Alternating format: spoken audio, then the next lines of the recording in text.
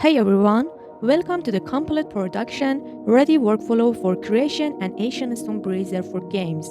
In this full process tutorial, we will transform a simple concept into a AAA quality game ready environment asset.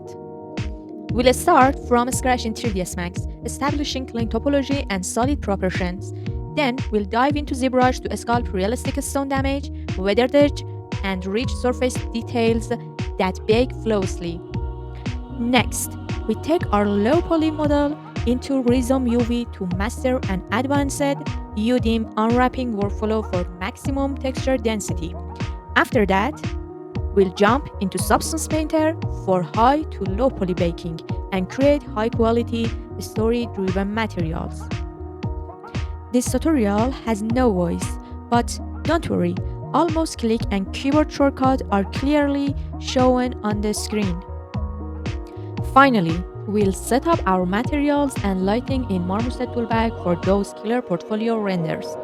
All project files, including the high and low poly models and textures, are included. Grab your copy now on Artistation and let's level up your portfolio together.